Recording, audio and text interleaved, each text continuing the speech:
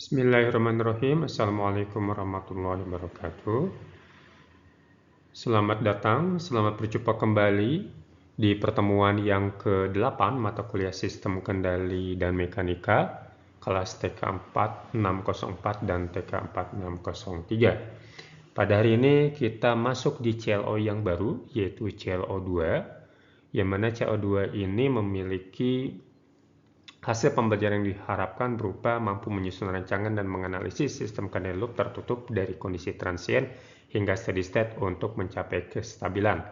Adapun indikator atau bukti ketercapaian CLO untuk pertemuan pada hari ini adalah yang pertama, ketetapan dalam menelaah karakteristik respons sistem order pertama, input RS berupa unit step, unit rem, dan unit impuls. Yang kedua, mengenai ketepatan dalam membandingkan respons sistem order kedua terhadap beragam nilai nisbah redaman. Jadi dari ketercapaian tersebut, maka materi yang akan dipelajari pada hari ini adalah mengenai sistem order pertama. Ada 3 ya, yaitu ada unit step, unit rem, dan unit impuls. Lalu ada juga sistem order kedua, khususnya dalam kasus-kasus seperti underdamped, critically damped, dan juga overdamped. Adapun metode pembelajarannya yaitu berupa pemaparan dan juga diskusi flip learning ya, seperti itu. Mari kita simak mulai dari yang pertama, yaitu sistem order pertama unit step.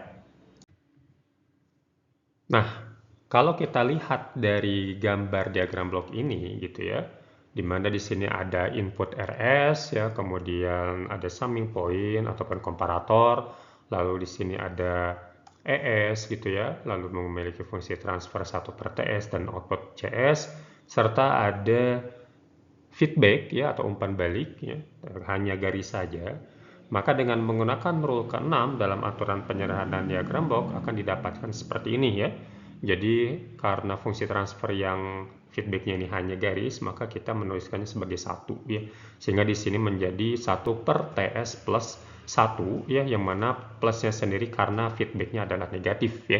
Jadi kalau feedback negatif maka di sini menjadi positif ya. Jadi seperti itu didapatkan CS per RS sama dengan 1 per TS plus 1. Nah, kemudian input itu ternyata bisa beberapa hal ya. Jadi input yang pertama itu bisa berupa unit step, kemudian input yang kedua bisa berupa unit rem, dan input yang ketiga bisa berupa unit impuls.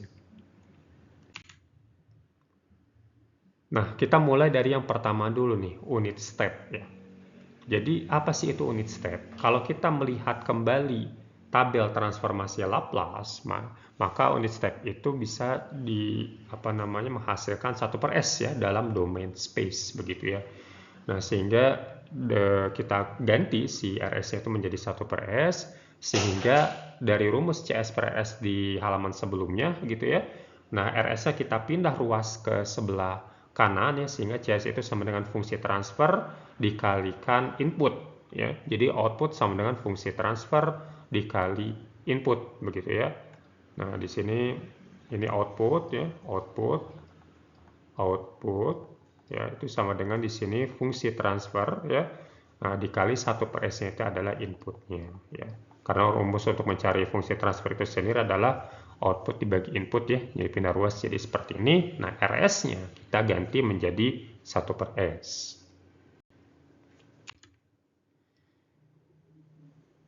Nah, bagaimana cara menghitungnya? Jadi di sini kita menggunakan pecahan parsial gitu ya. Nah, kita gunakan pecahan parsial sehingga didapatkan CS sama dengan 1 per S dikurang T per TS plus 1 ya. Nah, di sini kita tujuannya adalah segimana mungkin si S ini berdiri sendiri gitu ya. Ini jadi seperti di materi pertemuan sebelumnya, sebisa mungkin S ini tidak ada variabel atau konsonan apapun yang melekat kepadanya. Jadi kita harus atur supaya dia bisa berdiri sendiri. Untuk yang 1 per S di sini ini sudah ya, sudah terpisah ya. Nah, tinggal yang di bagian T per TS plus 1 ya. Nah, jadi caranya adalah di sini yang 1 per S dikurangi, nah jadi ini dibagi T ya, jadi T per 1 S plus 1 menjadi 1 per S plus 1 per T ya, yang mana T dibagi T menjadi 1, kemudian TS dibagi T menjadi S ya, dan juga 1 dibagi T menjadi 1 per T ya. Nah, seperti itu. Kemudian nah karena di sini S-nya sudah berdiri sendiri ya. Nah, ini masing-masing di sini sudah berdiri sendiri, ini juga sudah berdiri sendiri, maka dari masing-masing ini kita bisa ubah menggunakan tabel inverse transformasi Laplace gitu ya. Jadi dibalik gitu ya, karena kita ingin mengubah dari domain ruang menjadi domain waktu ya. Nah, dengan demikian dengan menggunakan tabel ya, 1 per S itu merupakan unit step ya, atau kalau kita melihat tabel itu menjadi 1 ya dalam domain waktu. Kemudian untuk yang 1 per apa namanya yang bagian sininya gitu ya, ini menjadi polanya itu adalah 1 per S plus A ya.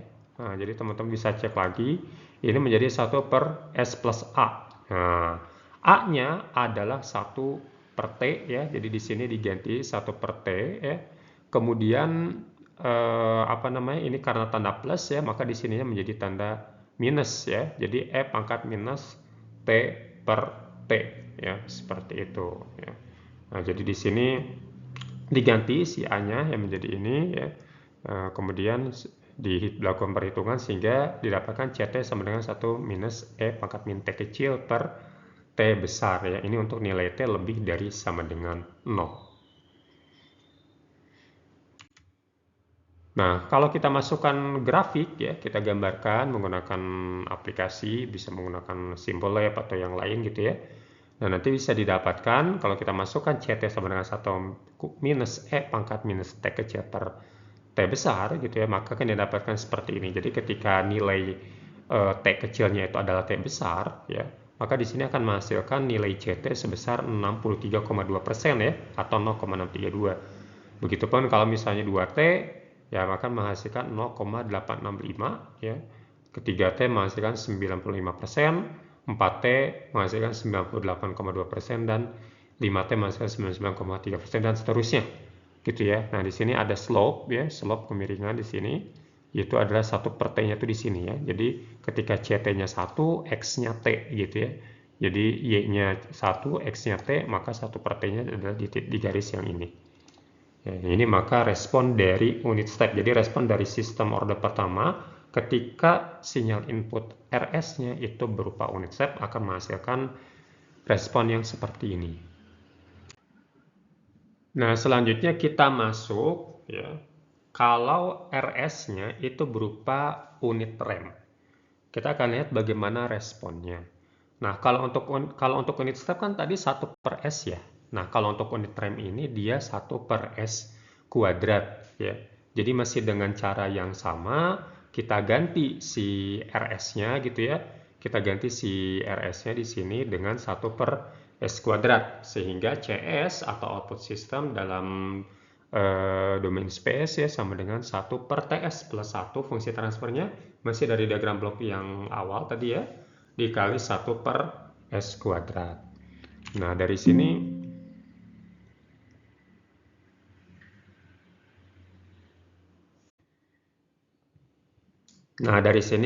kita lakukan cara yang sama ya, jadi masih harus menggunakan pecahan parsial begitu ya. Nah, jadi dengan yang CS 1 per TS plus 1 dikali 1 per S kuadrat gitu ya untuk RS-nya, maka kita pecah menjadi 1 per S kuadrat dikurang T per S ditambah T kuadrat per TS plus 1 ya. Nah, di sini apa namanya, kita bisa lakukan inverse transformasi Laplace begitu ya. Nah, kita bisa lakukan transformasi Laplace, jadi kita bisa langsung hitung untuk yang 1 per S kuadrat ya, itu akan menjadi T dalam domain waktu ya, T kecil.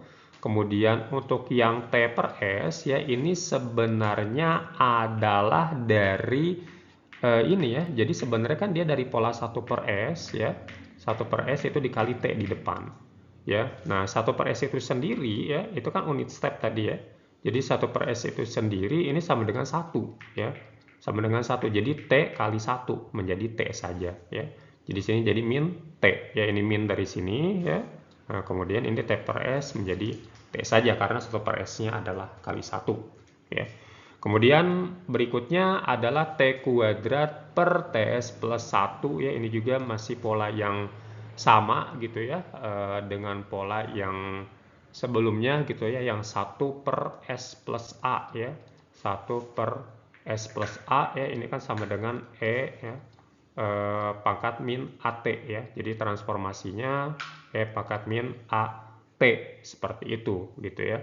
Nah, ini tinggal karena pembilangnya ada T kuadrat ya, maka di pembilangnya kita taruh di depan ya, di sini ya kita taruh di depan, dan ini kita bagi T semuanya ya. Jadi ini masing-masing bagi T ya. Nah, ini ketika dibagi T, kita sederhanakan dulu ya. Ini T dibagi ya, TS bagi T menjadi S, kemudian ditambah 1 per T besar ya. Jadi ini sama dengan yang sebelumnya gitu ya. Nah, ini untuk yang T ini kan kita taruh keluar ya. Ya, jadi yang T ini kita taruh dulu di luar menjadi T kali 1 di sininya ya. Nah, seperti itu. T kali 1 per S plus 1 per T. Nah, sehingga di sini kan ada pola 1 per S plus A ya. Nah, maka A-nya sendiri kan ini ya. A itu sama dengan 1 per T. Ya, ya sudah, berarti tinggal ini dari koefisien yang di depan tadi. Kemudian ini E pangkat minus AT kan. E pangkat minus AT, ya A-nya diganti 1 per T besar gitu ya. Jadi di sini E pangkat minus 1 per T besar kali T kecil ya. Nah, T kecilnya kan bisa dikali 1, jadi naik seperti ini ya. Jadi E pangkat minus T kecil per T besar ya, untuk T lebih dari sama dengan 0 ya, karena domain waktu tidak mungkin bernilai negatif. Nah, kalau kita gambarkan grafiknya ya, maka respon sistem terhadap sinyal input berupa unit rem akan menjadi seperti ini ya. Jadi kalau kita lihat di sini untuk untuk ketika nilai T-nya ya, ketika waktunya berada di sekitar 2T lebih ya. Nah, maka di sini dia akan mulai stagnan terus nilainya ya. Jadi akan selalu stagnan ya, terhadap nilai RT-nya ya. Nah, ini kan nilai RT sama dengan T ya di sini. Nilai RT sama dengan T, nilai CT-nya ada di bawahnya ya. Sehingga di sini kalau kita lihat ya, ini tidak akan pernah ketemu karena lurus terus ya, mereka sejajar gitu ya. Nah, maka posisi atau kondisi yang seperti ini itu kita sebut dengan SSE ya, atau steady state error. Artinya error yang steady gitu, error yang stabil gitu, misalnya error yang terus-terusan gitu ya. Jadi karena mereka tidak akan pernah ketemu ya, sehingga tidak akan pernah stabil. Ya, jadi respon sistemnya untuk unit rem seperti ini. Nah, untuk yang terakhir atau yang ketiga untuk sistem order pertama adalah unit impuls ya. Jadi kalau unit impuls nilai RS-nya itu sudah 1 ya. Nah, jadi RS-nya 1. Kalau tadi kan yang unit step 1 per S, kemudian unit rem 1 per S kuadrat, maka untuk unit impuls ini adalah 1. Nah, karena 1, maka sistemnya akan menghasilkan output ya seperti sama dengan fungsi transfernya. Ya, karena kan ini sebenarnya kali RS ya. Nah, sementara RS-nya sendiri itu kan nilainya 1 gitu ya. RS-nya sendiri kan ini nilainya 1. Jadi fungsi transfer kali 1 ya, berarti menghasilkan fungsi transfer itu sendiri. Ya. Nah, sehingga ini bisa langsung saja ya. Nah, ini kan sudah kita lakukan tadi ya. Jadi ini bisa langsung dihitung gitu ya. Jadi ini kita bagi T semua sehingga di sini menjadi 1 per T ya, kemudian ini hilang T-nya, kemudian di sini juga menjadi 1 per T ya. Nah, ini masih tetap menggunakan yang 1 per S plus A ya. Jadi polanya masih sama ya, 1 per S plus A gitu ya. Nah, sehingga di sini untuk yang 1 per T-nya ya kita pindahkan ke depan ya sebagai koefisiennya ya, kita pindahkan ke sini ya. Nah, ini kita pindah ke sini ya. Jadi 1 per T besarnya kita taruh. Kemudian E pangkat minus AT. Kan ini sebenarnya E pangkat minus AT ya. Nah, E pangkat minus AT ya. Nah, di sini untuk nilai A-nya adalah 1 per T kan. Nah, nilai A-nya 1 per T tadi sudah ya. Jadi langsung saja di sini E pangkat minus T kecil per T besar. Jadi output sistem untuk yang unit impulse adalah CT sama dengan 1 per T besar E pangkat minus T kecil per T besar untuk nilai T-nya lebih dari sama dengan 0 alias harus 0 ataupun positif ya. Nah, respon sistemnya gimana? Kita gambarkan grafiknya, maka kan didapatkan seperti ini ya. Jadi ketika misalnya nilai T-nya di sini sumbu X, kemudian nilai CT-nya di sini 1 per T gitu ya. Maka CT-nya sama dengan 1 per T, E pangkat minus T kecil per T besar, dia akan turun melandai ya. Dia akan turun melandai ya. Jadi ketika T0 dia 1 per T, namun lama-lama dia akan turun hingga di 4T dia menjadi 0 ya di sini ya. Jadi seperti itu ya, grafiknya turun melandai. Nah, demikian ya untuk sistem orde pertama, respon sistem terhadap berbagai jenis input ya, mulai dari tipe unit step, unit ramp, dan juga unit impuls. Berikutnya kita masuk sistem orde yang kedua atau second order system ya. Jadi kalau di sistem orde yang pertama, maka S pangkat tertingginya itu adalah pangkat 1. Kalau di sistem orde yang kedua, S pangkat tertingginya adalah pangkat 2. Kalau kita lihat dari diagram blok ini ya, di sini RS input, kemudian ada summing point, kemudian ada fungsi transfer K per S kali ya dalam kurung JS plus B ya, kemudian outputnya CS dan ada feedback sama garis ya. Maka dengan menggunakan rule yang keenam ya, maka akan dihasilkan ya seperti ini ya. Jadi ini di sini dikalikan dulu ya, S kali JS menjadi JS kuadrat, kemudian S dikali B ya, ini konsep distributif ya, adalah BS ya, S atau SB gitu ya, kita S-nya taruh di belakang, ditambah K itu sendiri ya di sini ya. Jadi seperti itu. Jadi kalau kita lihat di sini pangkat tertingginya adalah S kuadrat. Nah, kita tulis ulang ya, supaya apa? Supaya si S yang pangkat tertinggi ini dia sendirian gitu ya. Jadi tidak ada koefisien yang melekat seperti J ini. Ya, jadi bagaimana cara kita menghilangkan J? Maka semuanya dibagi J ya, sehingga K menjadi dibagi J, kemudian JS kuadrat bagi J menjadi S kuadrat, kemudian BS dibagi J gitu ya, dan K dibagi J juga gitu ya. Jadi ini B per JS ya, atau ingat aja BPJS ya, ditambah KPJ atau K per J gitu ya. Nah, di sistem orde yang kedua ini ya, kita menghitung fungsi transfer, yaitu adalah hubungan antara input dan output. Nah, kalau misalnya tadi kan panjang nih ya, K per J, B per J gitu ya. Nah, ada cara lain dalam menuliskannya. Ya, jadi di sini misalnya K per J itu dia sama dengan omega N kuadrat, sementara si B per J itu sama dengan 2 zeta omega N.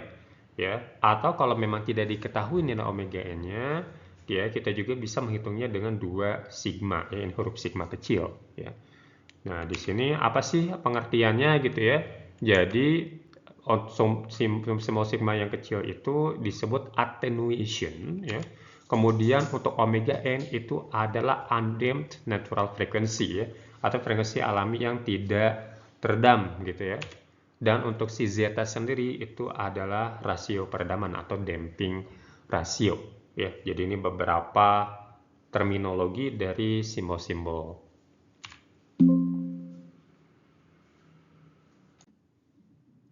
Nah, dari terminologi simbol-simbol tersebut ya, maka yang awalnya K per J, terus B per JS dan seterusnya, kita bisa ganti ya JS per RS-nya menjadi omega N kuadrat untuk yang K per J-nya, dibagi S kuadrat ditambah yang BPJS tadi menjadi 2 Z omega N S ya, ditambah omega N kuadrat ya. Nah, kasus di dalam orde yang kedua ya, kasus yang pertama adalah kasus underdamped. Ya, underdamped itu apa? Underdamped itu ketika dia nilai zeta-nya, damping rasionya tadi ya, di antara 0 sampai 1 ya, tapi tidak tepat 0 dan tidak tepat 1 alias 0, sekian-sekian sampai 0,9999 gitu ya. Nah, dalam kasus ini, maka dua kutub dari CS per RS-nya merupakan konjugasi kompleks ya. Sehingga CS per RS bisa kita tulis, ya, kita bisa tulis ulang menjadi seperti ini. Ya, jadi untuk yang pembilang kita biarkan saja ya, omega N kuadrat ya. Kemudian untuk yang penyebut kita ganti menjadi S plus Z omega N ditambah J omega D dikali S plus Z omega N dikurang J omega D. Omega D itu apa ya? Omega D itu adalah damped. Jadi kalau yang omega N tadi N itu natural, ya. Undamped natural, ya. Kemudian kalau yang omega D itu damped natural frequency. Dan memiliki hubungan antara omega N dengan zeta, gitu ya. Jadi ini ada hubungannya antara damping rasio dengan yang undamped natural frequency. Hubungannya apa? Omega D sama dengan omega N dikali akar 1 minus zeta kuadrat. Ya, jadi kalau kita misalnya ingin mengetahui omega D, ya, maka mencarinya bisa dari omega N dan nilai zeta. Itu kasus yang pertama. Untuk kasus yang kedua adalah ketika si zetanya itu tepat sama dengan 1, tidak kurang, tidak lebih. Nah, kalau misalnya di kondisi yang tepat sama dengan 1, maka si kutub-kutub CS dan RS-nya itu hampir equal, ya, hampir sama. Sehingga CS dan RS itu bisa ditulis CS per RS sama dengan omega N kuadrat dibagi dalam kurung S tambah omega N dalam kurung kuadrat, ya. Nah, kalau di kondisi seperti ini, respons sistemnya, ya, dia tidak berosilasi, gitu ya. Jadi respon transient untuk yang critically damped itu do not oscillate. Begitupun untuk yang overdamped, ya. Nah, jadi nanti kan kita lihat seperti apa sih yang osilasi, mana yang tidak. Nah, kalau untuk yang overdamped, dia nilai zeta-nya lebih dari 1. Karena dia lebih dari 1, maka kutub-kutub CS dan RS-nya ada di bilangan real negatif dan juga tidak sama. Ya, sehingga nilai CS per RS-nya bisa kita tulis CS per RS sama dengan omega N kuadrat dibagi S ditambah zeta omega N ditambah omega N kali akar zeta kuadrat minus 1, ya, dikali kurung, ya, S tambah zeta omega N minus omega N akar zeta kuadrat minus 1. Ya, jadi beda di sini aja. Nah, di sini sama-sama tidak berosilasi. Kita lihat bagaimana respon sistem di orde yang kedua ini terhadap perbedaan nilai zeta. Ya, jadi kalau kita lihat nilai zeta atau damping rasionya, rasio peredaman gitu ya, untuk yang sama dengan 0 ya, coba kita simak di sini ya. Untuk yang sama dengan 0 ya, itu dia berosilasi dan dia bulak-balik gitu ya. Jadi ketika nilai nilai omega N-nya itu sama dengan pi ya, dalam satuan T per rad ya, per radian, kemudian sumbu Y-nya adalah YT ya, output sistemnya. Maka di sini ketika nilai pi dia ada di 2,0.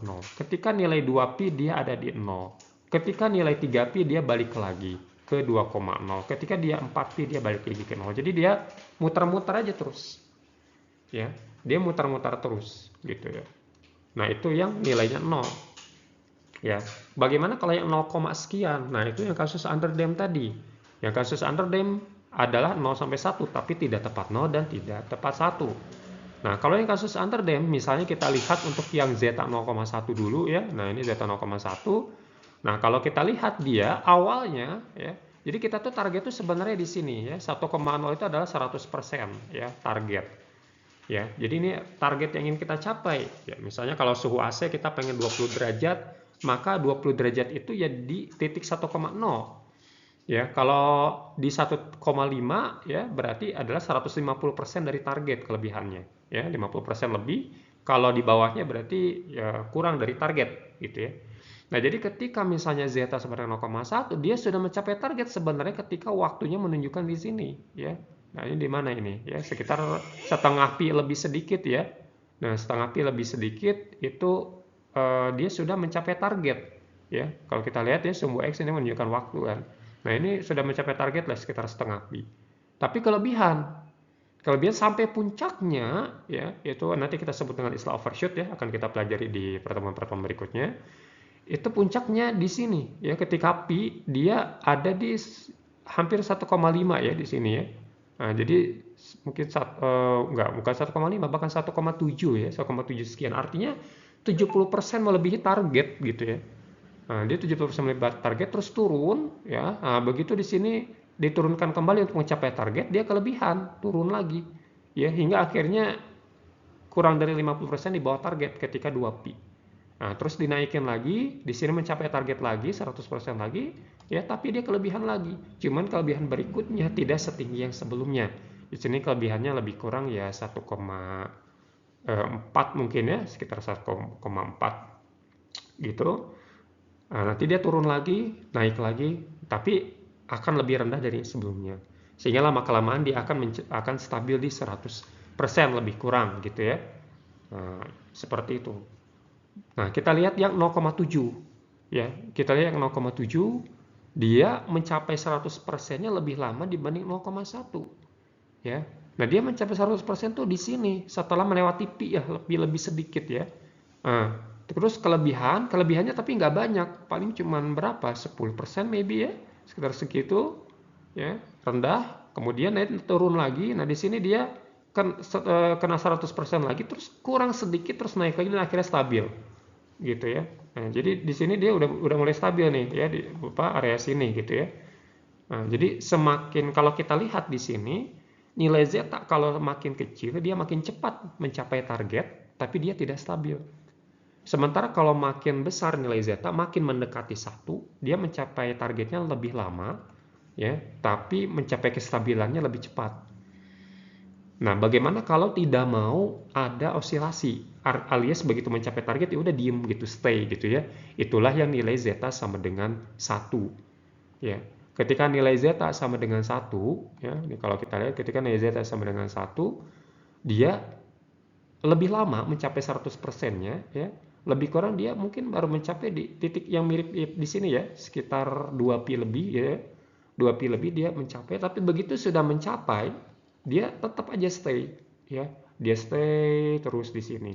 Ya, dia stay terus di angka target 100%. Ya, dia nggak akan naik, nggak akan turun.